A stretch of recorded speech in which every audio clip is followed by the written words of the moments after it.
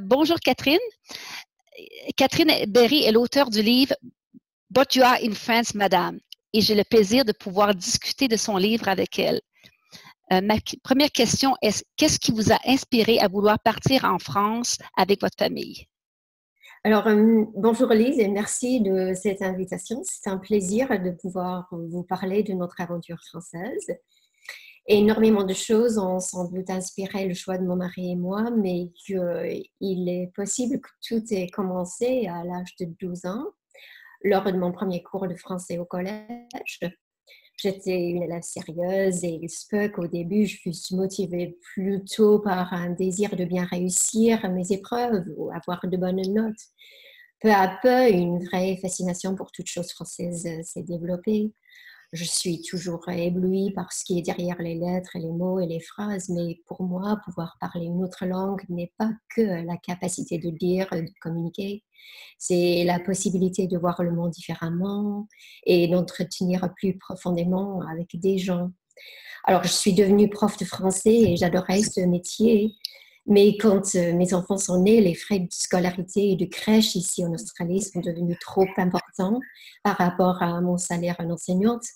Alors, j'ai démissionné et j'ai commencé à donner des cours particuliers chez nous. C'est là qu'une série de coïncidences nous ont menés à une vie quasi française à Melbourne, où l'on vivait.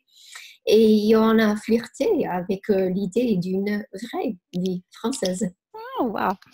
Vous êtes partie avec votre mari et trois jeunes enfants. Est-ce que ça a été une grande décision? En fait, je ne me rappelle pas le moment précis où nous avons décidé de partir, mais je suis convaincue que l'idée de tenter une telle expérience et de vivre différemment faisait partie de notre vie de couple. Alors, finalement, oui, grande dans le sens de la réalisation des possibilités que la décision nous engendrait. Il n'y a pas de doute que les préparatifs ont été longs et compliqués. Et une fois la décision prise, nous étions loin d'être prêts à partir. Il fallait procurer nos passeports, italiens pour moi et italiens pour mon mari, britannique pour moi. Il fallait choisir une ville, une région et inscrire nos enfants dans des écoles, trouver un logement, mettre de côté de l'argent pour payer notre voyage et notre vie française, mettre notre maison australienne en location, informer tout le monde, école, amis, banque, assurance et j'en passe, de notre intention de partir, même acheter des valises assez légères pour pouvoir maximiser notre franchise de bagages. La liste est super, super longue. Et, vous y êtes allé pour combien de temps? Vous y êtes allé plus longtemps que prévu, je crois. Oui, mon mari a pris une année sabbatique et à tout notre entourage, nous avons dit que l'on partait un an. Mais une fois arrivé, on savait qu'un an ne suffirait pas. Alors mon mari a commencé à travailler à son compte, qui nécessitait de longues périodes d'absence en Australie. Finalement, on est resté 3 ans et demi, mais on n'a jamais eu l'année ensemble et son travail dont on avait rêvé. Vous avez choisi de vivre à Annecy pour une raison en particulier? Oui, quel dilemme, choisir où vivre en France. On avait l'embarras du choix. On avait tout de suite des quartiers pareils, mais on ne voulait pas non plus habiter dans un tout petit village isolé. Grâce à un coup de chance, on consultait, mon mari et moi, consultait ensemble le Lonely Planet Guide quand il s'est ouvert à Annecy, en lisant des montagnes, du lac, de sa proximité à un aéroport international pour tous les amis qu'on attendait, et la possibilité de faire du ski. On était conquis. Et vous avez aussi acheté une maison dans les Alpes, je crois, et que vous louez à des gens. Vous pouvez un peu nous expliquer? Ouais.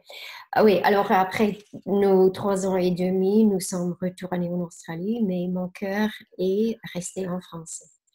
Et honnêtement, malgré la beauté de Sydney, j'étais un peu déprimée. Alors pour moi, c'était impossible de tourner la page. Y vivant en France, on avait déjà fait des visites aux maisons à vendre et on connaissait très bien l'endroit où on voulait acheter. Alors j'ai continué mes recherches depuis l'Australie. Mais le jour où nous sommes retournés en France pour signer l'acte de vente, j'étais aux anges. je sais pas, irréaliste, rêveuse, irresponsable, qui sait, mais que le côté pratique pour nous est que pour financer cet achat, il fallait la mettre en location saisonnière. Et vos élèves, s'ils sont intéressés, peuvent chercher la maison en tapant Our French Village House. Très bien. Et comment s'est passée votre adaptation et celle de votre famille à la vie en France? Alors, il n'y a pas de doute, les premiers mois étaient intenses. J'étais la seule à parler français et on ne connaissait personne. Alors, sur place, il n'y avait pas de famille, pas de réseau, pas de collègues de travail et on ne comprenait pas beaucoup de petites choses. Alors, comment commander, par exemple, et utiliser les tickets de cantine, comment obtenir un justificatif de domicile, l'obligation pour les enfants de porter des chaussons en classe. Tout, même les supermarchés, les produits, les salutations, les relations parents-prof, tout était différent et assez surprenant. OK, j'ai lu des passages intéressants dans votre vie dans votre livre sur la vie à l'école, visite chez le médecin, la vie à la campagne. Est-ce qu'il y a des événements amusants ou intéressants que vous aimeriez partager? En fait, le titre de mon livre est le résultat d'un de ces moments. Je vous raconte, ma fille venait de commencer au collège où elle était passée d'un seul instituteur à plusieurs profs qui ne la connaissaient pas et qui ne savaient pas que le français n'était pas sa langue maternelle. Alors, un de ses devoirs a reçu une note un peu juste. Alors, j'ai pris rendez-vous avec le prof pour lui expliquer sa situation. Et en arrivant ensemble dans la salle de réunion, je me suis présentée et a ensuite commencé un assez long discours. Nous étions australiens, etc. Et Jimmy, il m'a regardé quelques secondes et s'est calé super lentement dans son fauteuil. Et d'un air surpris, il m'a répondu « Mais vous êtes en France, madame ?» Et en somme, cette phrase résumait parfaitement nos 3 ans et demi. Bien sûr, c'était notre choix d'être en France et il m'est revenu quand je cherchais un titre pour mon livre. OK. Et vous avez un ou des souvenirs mémorables de votre séjour? Oui, oui, énormément. Mais pour moi, la vie familiale que nous avons créée restera pour toujours le souvenir le plus précieux. Nous avons vécu quelque chose d'authentique, de difficile, oui, de merveilleux, d'inoubliable. OK. Et ma dernière question est, où peut-on acheter votre livre? Est-ce que c'est une question en fait qu'on m'a posée. Oui, alors le plus simple serait de l'acheter sur Amazon en tapant But You Are in France, Madame. Et il est disponible en livre de poche et en version numérique. Numérique, OK. Ouais.